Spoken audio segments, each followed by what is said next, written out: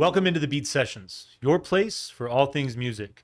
I'm your host, Mitchell Weary, and it's very nice to be back in my home studio in Tucson, Arizona, with all of you, ready to kick things off for the week of August 9th with a brand new record from Beabadoobee entitled This Is How Tomorrow Moves. Now, this is the third studio album for the singer-songwriter and her follow-up to 2022's Beatopia. This woman's career since day one has been fascinating to watch. I mean, just a rocket ship. And especially in the last year plus, opening up for Taylor Swift on the Eras Tour, garnering a bunch of attention that she's worked so hard for and that she really deserves. I was stoked to see that she got the opportunity to do that. Take it back to the back end of 2017. She puts out Coffee on her YouTube channel, garners hundreds of thousands of hits and the attention of Dirty Hit Records. And it's populism in action. It's what I love about YouTube. It's putting something out there and letting the algorithm go to work and putting it in front of people and letting them see what they think and letting them decide. And people ultimately decided that they wanted to hear this woman. Beabadoobee, to her credit, has delivered on these expectations time and time again. It's pretty wild. Think about the number of EPs that she put out, the experience opening up with Claro and with the 1975 before even dropping Fake It Flowers in 2020. She does that pretty much right in the middle of COVID, like the worst time to really try to start and kick your career off, but persevered. It's an album that captures so much of the 90s essence that I really think she tried to create a more sophisticated understanding of versus the EPs that she put out. Not that those weren't sophisticated, but I just think that, Fake It Flowers is a record that does justice to all of those influences that she's paying homage to, especially Elliott Smith. And I love his influence on her in general, but this new record in particular, This Is How Tomorrow Moves, is quite remarkable. And I'm excited to talk about that element of it. Beatopia, wish I'd reviewed it for the channel. It was a record that I missed. I didn't get into her until the beginning of last year, and it's a cool record. It feels like it's kind of an escape for her, proving her her fans and to her critics that she's not one dimensional. But this new record is an album that you're seeing the maturation of an individual, of a person realizing that life is, it's an incredible experience and it's an amazing ride, but all of the expectations that we hope for and dream about don't always come to fruition. And I think the toughest thing is realizing oftentimes that that's our fault. It's how we grow.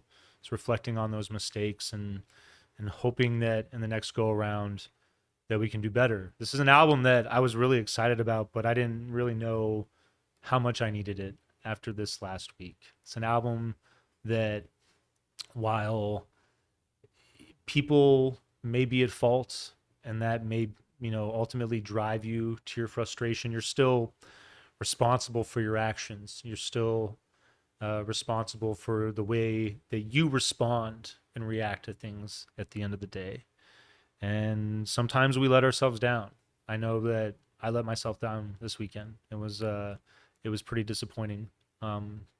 But finding catharsis in this record, and I think that's the beautiful thing about music. It's the reason that I'm so excited to talk about this album, is that I think that this is a woman who, for better or for worse, is withdrawing for the time being from that kind of eccentric side of her and being real and being raw and coping with her emotions and growing up and, dealing with all of this fame that she has now. I mean, I imagine it's quite a remarkable thing to have to deal with day in and day out. Very charismatic woman, though. I imagine that she will do very well throughout her career in life. And I think that down the road, she reminds me of an artist that is going to be like Beck.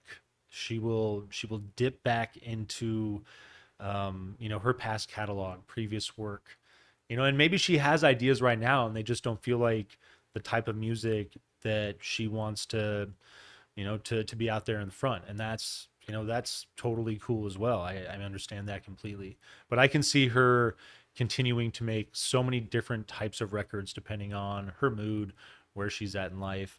She's a fun individual. She's a great songwriter. She has a super just solid knack for the hook and for the melodies that go along with it. And then to some degree, I think the melodies on this record are a little understated. I think that this record's going to need maybe a second or a third listen, but in time they will sink in so well. It's so much fun to listen to, and especially for me, someone that is about 16 years older than her roughly, but watching her tap into someone like Elliott Smith, someone who I admire so much. I know so many people, so many musicians that are so into that guy and what he brought to the table. And it's this level of darkness, of being able to explore that, that call it the seedy side of our feelings, call it the dark side, there's so many different words and phrases. It's a lot of the things that we work every day, I feel like, to try not to be. And it's what makes music like this so cathartic. And especially when you see artists like Beabadoobee, like Elliott Smith, balance it with just gorgeous, delicate, pretty melodies. It's a reminder that life is full of joy and beauty, but you do have to find a way to stay grounded and deal with the tough stuff and deal with it in a way that you don't cause your own ruin, your own self-destruction. Really stoked about Rick Rubin's involvement on this record. I think that stripped down rawness that we're getting is really coming from his influence here. But I don't want to take away from Jacob Bungden. He's working on this thing as well. It's a really dynamic work. I love the moments of minimalism that are at play on this thing. They really allow her hushed vocal, which is operating a ton on this thing, to shine forth. And it's the storytelling too, where I think a lot of the lyrical experience for many listeners felt just somewhat dry and somewhat surface level. Here she's telling stories. She's really digging into rawness and emotions that I think all of us can identify with. I think that there's so many circumstances that come about, especially if you read along the lyrics on this thing, that will bite. It's the opening track. Take a bite. Lead off with this thing. It's breezy guitar, groovy bass. Got this signature little riff that's working as well, and I love her vocal, that hushed vocal element, the shoegazy quality of it. That's going on in the chorus. The verses have this rapid fire flow to them, and it's a great dynamic that is working back and forth on the song. And the lyrics on this thing to open up: scared to speak, finding words for an email to you, tried to see through the hard to find it stuck on my shoe, hanging on, piece of gum.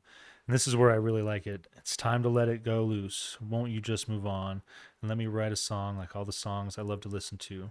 Writing because I'm healing, never writing songs to hurt you, using what I'm best at, and I hope you do the same. I'm sure to make a movie before planning on something to say. I turn it off the TV and I laid in my bed. And then she sat and thought blissfully, listening to Elliott. There's that reference right there. And it really sets the tone for something that is much more different than I think you've heard from her before. California, your second song.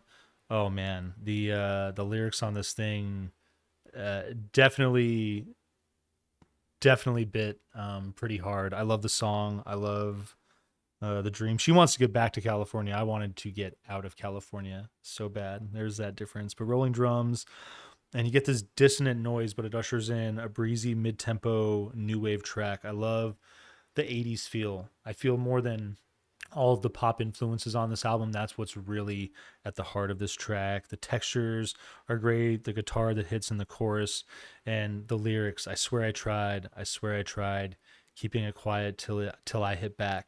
And I know they won't listen till I start to crack, and I pick up the pieces of what they left. And I know, keeping it quiet till I hit back.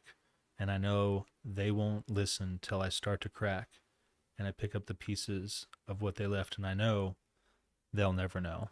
The lyrics on that song really they hit home pretty hard after this week, and it's an amazing song. And it's just weird how a good songwriter will write things in a general way that they're obviously not about you, but you can see how it is just directly about you. And that's what I really appreciate about that song. It's probably my favorite on the record. One Time is your third track, vocal and acoustic to open, drums roll in, simple beat with a bass lick that's nice, and it just rolls around. Really jarring solo on this track, really feeling the Elliott Smith on this particular one as well.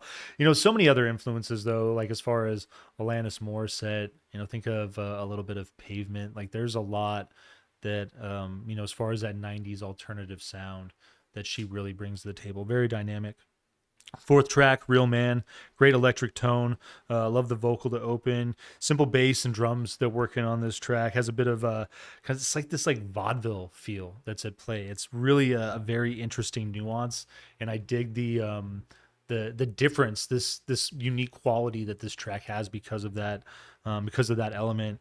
It's bright but spooky. It's a super fun song. Tie My Shoes, your fifth track, 90s alternative feel, big time, acoustic open. You get the vocal that enters. Textures build for, a track that really has what I'd call an adult contemporary feel. There's jazz elements to it, especially the saxophone that works on this thing. Magnificent. Big fan of that. Girl Song is your sixth track. Evocative piano ushers in just this lush, gorgeous, vulnerable vocal. It is a highlight on this thing for sure. Ballad, very soulful and reflective, and I like the way that it is sad but hopeful. That's a big feature in Elliott's music, and I just think in any good pop music, whether it's rock driven, whatever it might be, that contrast. There's that like emotional dissonance I create with what you're saying versus what people are hearing. And it's just one of the things that she's doing brilliantly on this record. Coming Home is your seventh track. What a feel out of the gate. Just light acoustic guitar and vocal. Simon and Garfunkel on this thing big time. I'd say that's a huge influence that I feel not just on this song, but through all of her music on this particular record. The horns are really outstanding on this record, or on this song. Very nice arrangement there. Ever Seen is your eighth track. Acoustic guitar, really cool riff to open. It's pop meets Americana, excellent textures. I mean, Taylor Swift comes to mind a lot when I heard this song. I really like the way that those textures build around the chorus, and love the swell that's there. My mind is spent and I show it, wasting all my time dwelling on it. It's another cool lyric there. Just a lot of very thoughtful stuff that she's penned on this record. A Cruel Affair, unique, super fun. Bossa nova, pop, jazz, lounge. It's got so much flair, and it comes at a cool moment. I feel like it's kind of one of those moments, given the heavy state of a lot of what's going on here. This is light and kind of helps you just pull back a little bit. Post is your 10th track. Drums to lead in, vocal, light synth texture to add.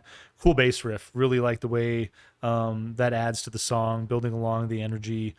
More textures that build in as this thing moves. Beaches is your 11th track.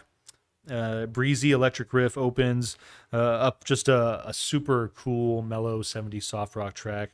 Love that hushed vocal that's at work here. Really nice groove that this thing settles into. And again, the lyrical experience, another just phenomenal effort on her part, pen on the paper.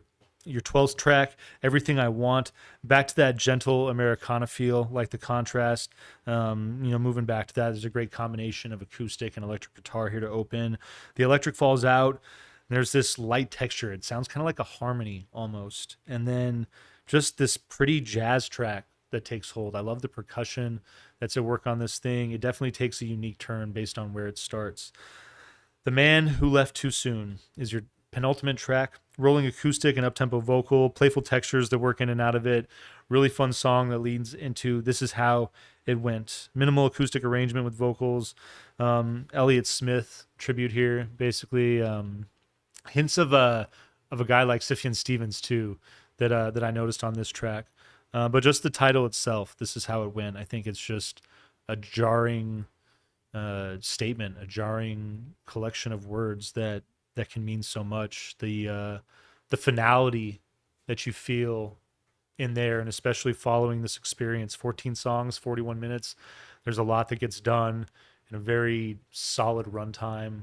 Really excited to buy this wax. This is an amazing record. I'm gonna give this an 8.7 out of 10. Vinyl please it for sure. I think that this is a woman that's showing incredible maturation as far as her career, as far as herself. And there's going to be many records in the future for her to get back to that fun, playful side that she's demonstrated. I think this record at this point in time, maybe selfishly a little bit, is just amazing. And hopefully it's what you need. Hopefully it's what you need as much as I needed it. So please like and share this video. Hope you find this review helpful, and subscribe to the channel. Do all these things to help me blow this project up in 2024. Stay tuned throughout the week for more album reviews. We will see you next time on the Beat Sessions.